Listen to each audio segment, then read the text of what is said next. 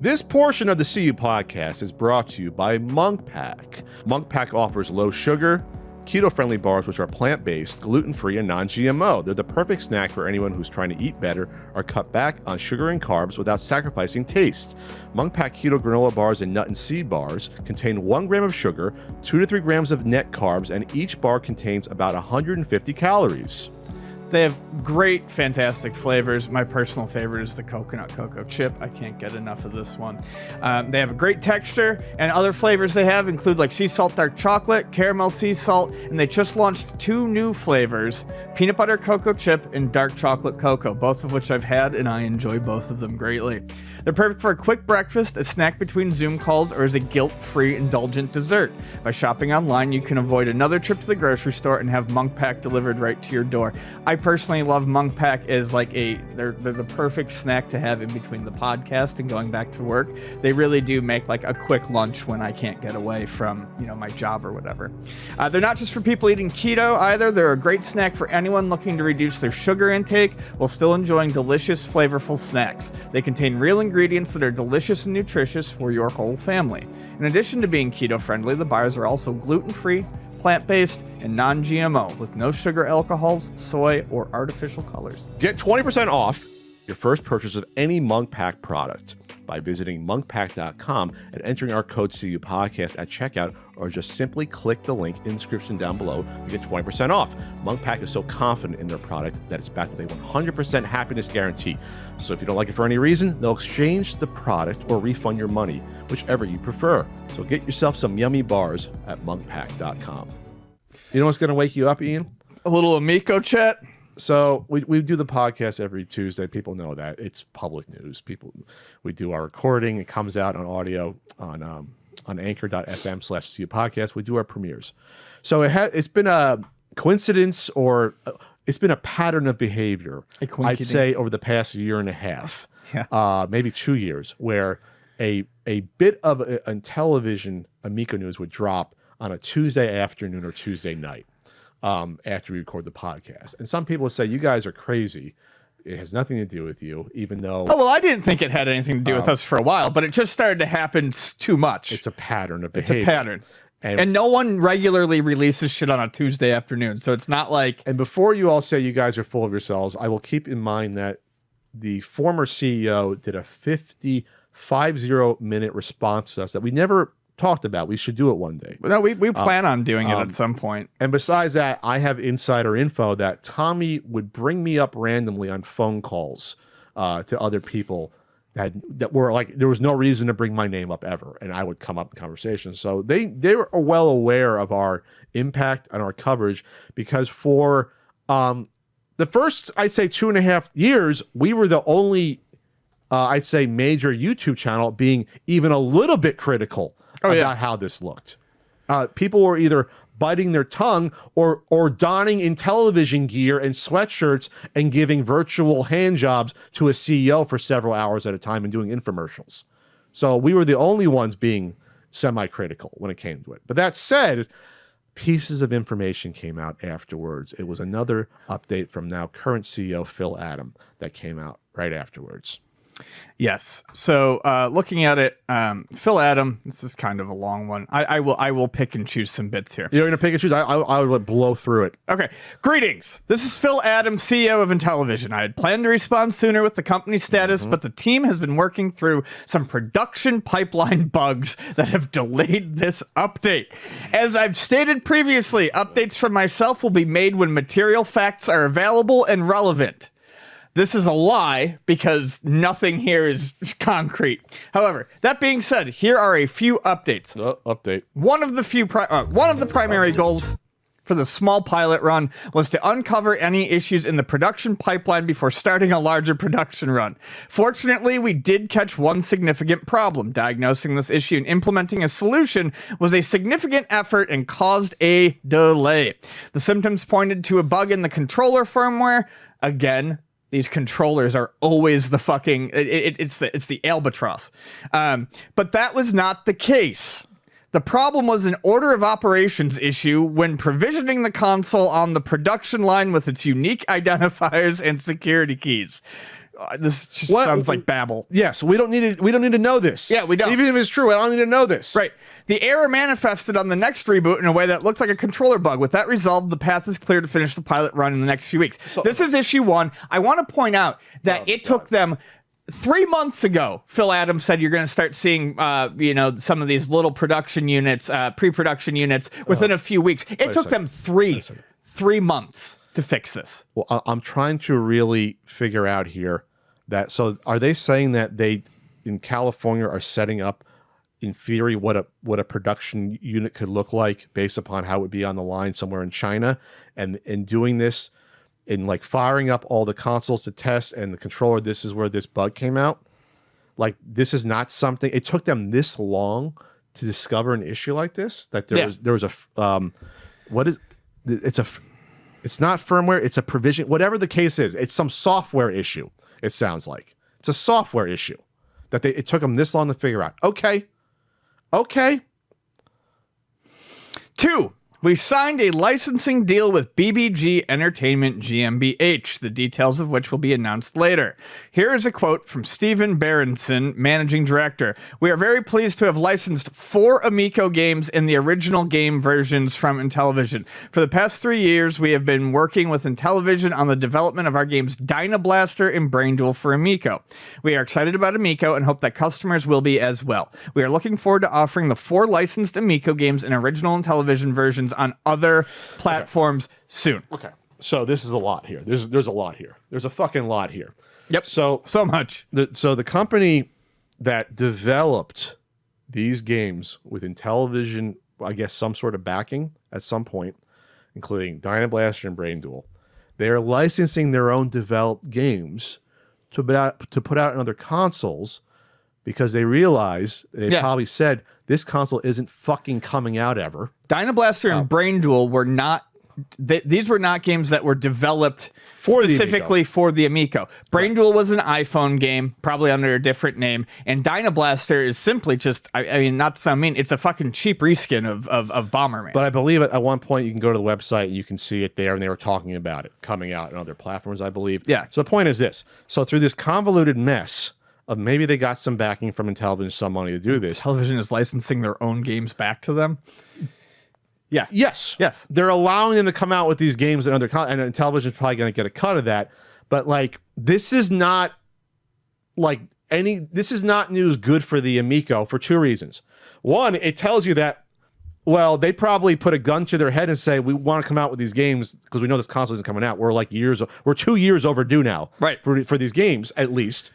And this tells you that what we always said, there's no reason for these games to be exclusive on the Amico. Tommy, remember when you called me an idiot for saying that there was no way that the controller was absolutely necessary? And your response to it was an angry, yes, Ian, I am saying that they can only be done on that. Well, that's ridiculous because there's nothing special about your stupid fucking controller.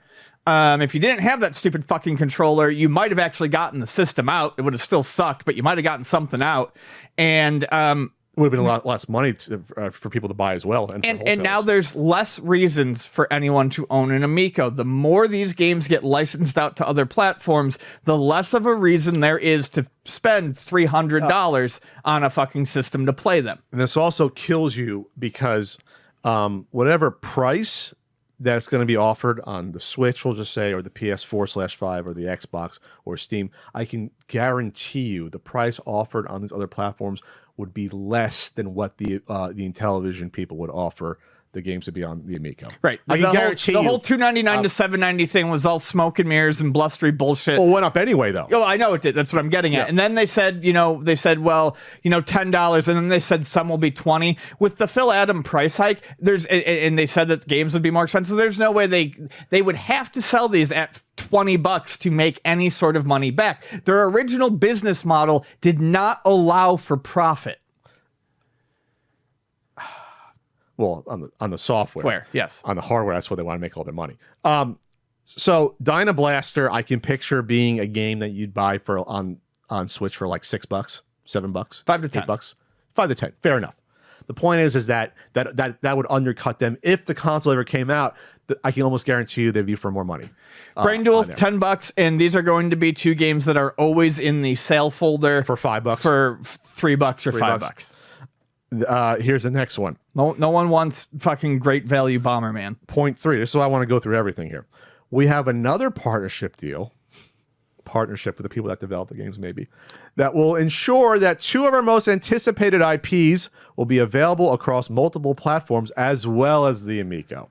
The details of that relationship will be announced at a later time. The target for these IPs is simultaneously or later with the Amico release. So this is probably another developer saying, "What the hell's going on?"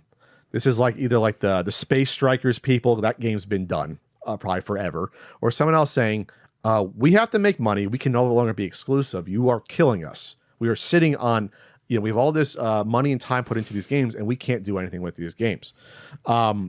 Again, though, what does this also tell you? First of all, what the hell is the most anticipated IPs? Is it Evil Knievel that was available on iOS before they pulled it? What is it? If they weren't bullshitting, what's the most which they are, it would be. And my understanding is these games have not been worked on for years. But the 2 most anticipated, if you discount Earthworm Jim, would probably be Cloudy Mountain and Night Stalker. But I don't think that's what it is. I don't. Because they could fund those games themselves, probably Other Ocean. Yes. If they wanted to, they could. So I see what you're saying. So I don't think it's those. What, Battle Tanks? What's an anticipated IP? Shark? One that's Cornhole. Cornhole never worked. We know that with the controllers. The controller never worked. The function with that. So what is it?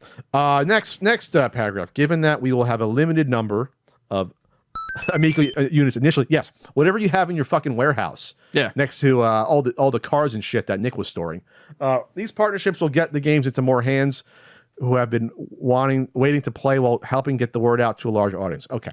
So what this means is we thought they've had they've done every final thing they can do. This is a desperate Hail Mary. This is beyond a Hail Mary. What's beyond a Hail Mary? What's a Glory B nuke? What is it? So they are going to manufacture, I'm going to guess 10 to 25 manufacture. They're going to hand assemble 10 to 25 units.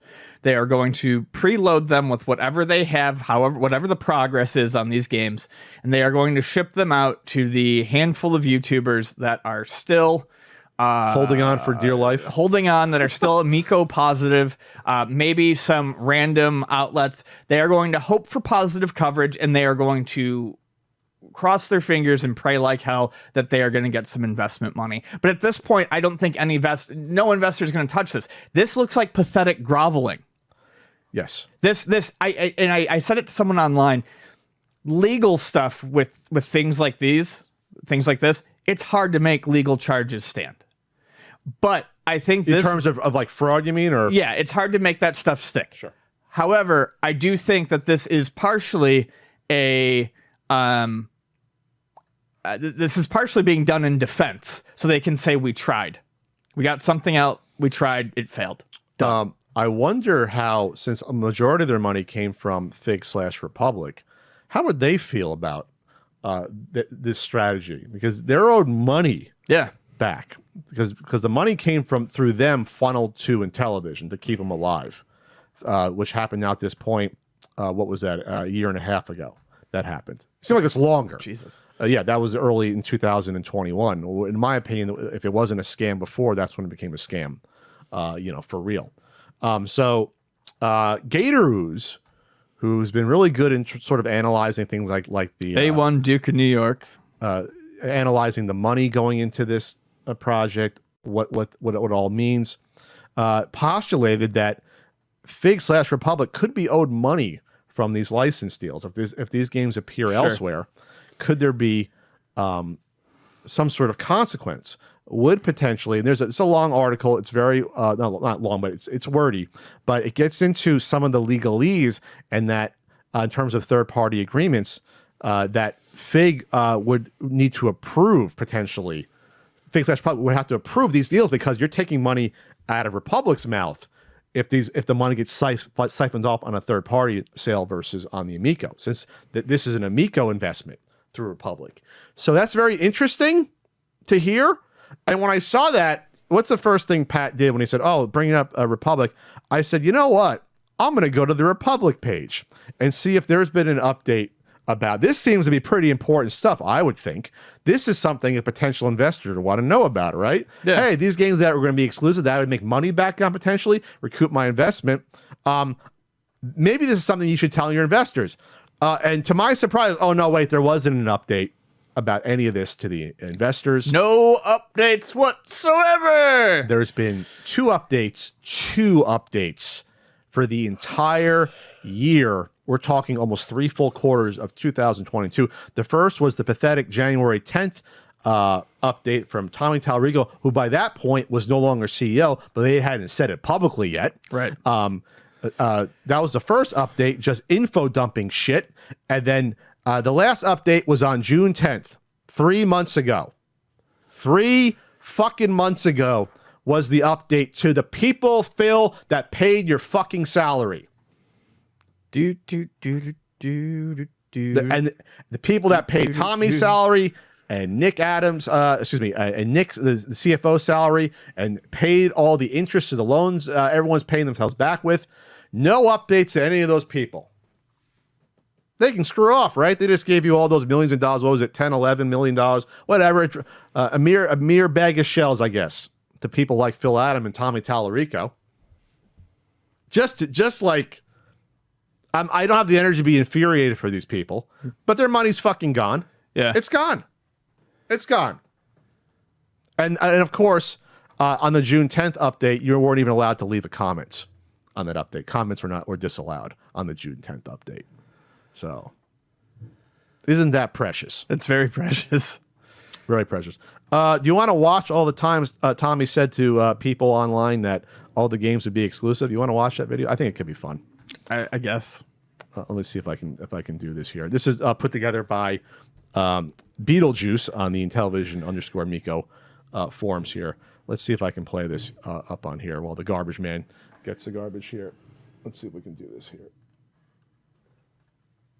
Hello? All the original stuff that we're doing, they can't be played on any other console. Really? Another category is. By the way, on this one, I like how it's very accurate. It's very, it's an objective take when the top right corner guy here, shirtless shill, wearing an Amico shirt, and at this point, I don't know if his money's in the project at this point, but at some point he put in his $10,000 and lost it. And I'm sure that was always disclosed whenever he talked about the Amico publicly. It wasn't, by the way. That dude's got a fucking sewer for a soul. So there you go. They can't be played on any other console. Another category is our original games. And what's unique about those is we really create and design those around our very unique controller. So Sideswipers, the car game, is literally you're hitting a button to speed your car up or slow it down, or hit a button to activate one of the power-ups. Yeah. Don't need the controller for that. Nope. Night Stalker. those types of games. Night Stalker is Looks like arcade action style game. It's a maze game. Biplanes. Can't be played You can't play a fucking flying game. That's a 2-dimensional flying game any other way. on any other console, even if we wanted That one they try to do all these convoluted methods. You could play that in other ways. to. But that's the thing. That's the thing people got to realize, though, is that the games that we're creating cannot be played on any other system. And this is with every other, every This guy begged to talk to me forever. By the way, Same.